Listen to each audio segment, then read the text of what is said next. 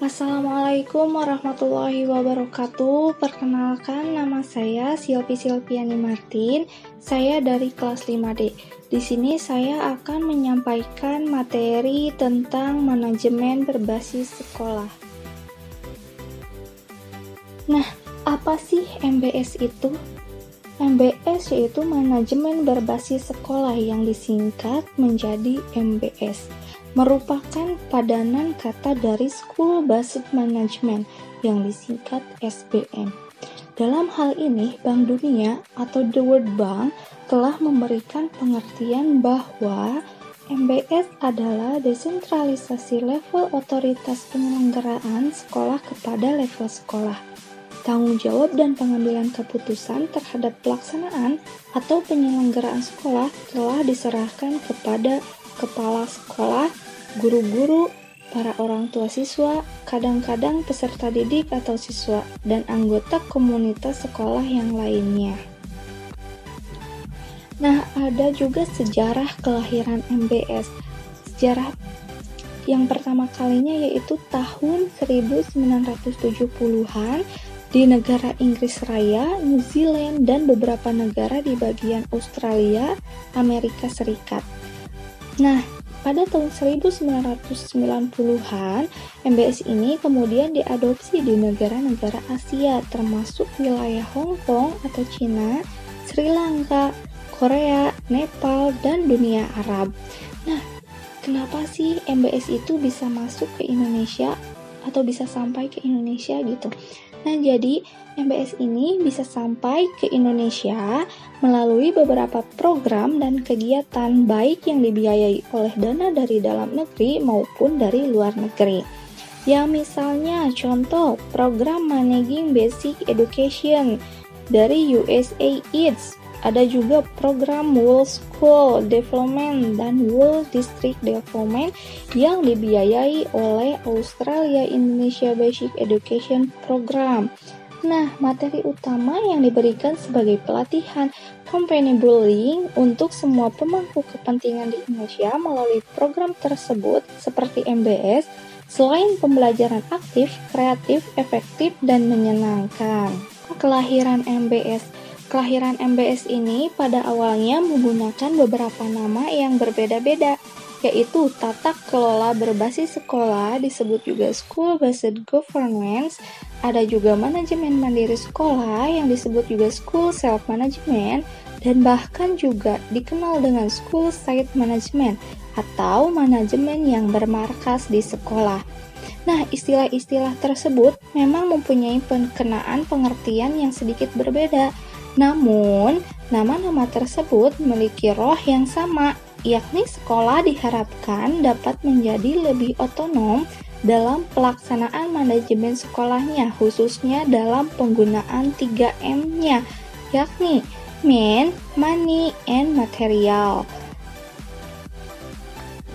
Nah, yang selanjutnya ada alasan harus diterapkannya MBS. Yang pertama yaitu MBS dapat meningkatkan akuntabilitas kepala sekolah dan guru terhadap peserta didik, orang tua siswa, dan masyarakat. Mekanisme akuntabilitas semula masih harus menunggu adanya laporan tertulis dari kepala sekolah atau para guru. Maka dengan penerapannya MBS sejak awal, apa yang harus dilaporkan itu telah dapat diketahui secara lebih awal. Misalnya, sebelum MBS, belum banyak pemangku kepentingan yang mengetahui berapa besar anggaran yang tertuang di dalam rencana anggaran pendapatan dan belanja sekolah, yang disebut juga RAPBS.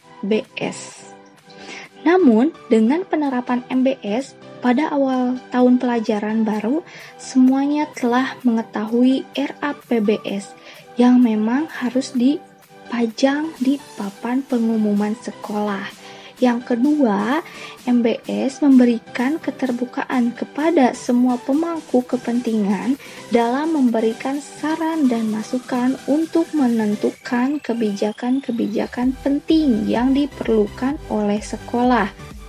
Dengan demikian, aspirasi dari semua pemangku kepentingan sangat dihargai untuk menjadi bagian penting dalam penentuan kebijakan yang akan diambil oleh lembaga pendidikan sekolah. Itu mengenai alasan mengapa harus diterapkannya MBS. Ada juga keuntungan penerapan MBS. Yang pertama, membuat para individu yang kompeten di sekolah untuk membuat keputusan yang dapat meningkatkan pembelajaran. Yang kedua, memberikan hak bersuara kepada seluruh komunitas sekolah dalam pengambilan keputusan kunci. Yang ketiga, menekankan akuntabilitas untuk pengambilan keputusan. Yang keempat, mendorong kreativitas yang lebih besar dalam perancangan program. Yang kelima, mengarahkan kembali sumber daya untuk mendukung pencapaian tujuan yang telah dikembangkan di masing-masing sekolah. Yang keenam, mendorong anggaran yang realistik agar orang tua siswa dan guru menjadi lebih sadar tentang status keuangan sekolah, keterbatasan pengeluaran, dan biaya-biaya yang diperlukan untuk pelaksanaan program-program. Yang terakhir yaitu yang ketujuh, meningkatkan semangat para guru dan para petugas lainnya pada semua level di sekolah. Nah, jadi itulah materi tentang manajemen berbasis sekolah yang di dalamnya ada pengertian, ada sejarah MBS, ada alasan mengapa harus diterapkannya MBS, dan ada juga keuntungan diterapkannya MBS. Mungkin itu saja yang bisa saya sampaikan mengenai manajemen berbasis sekolah. Sekian dari saya, wabillahi taufiq wal hidayah. Wassalamualaikum warahmatullahi wabarakatuh.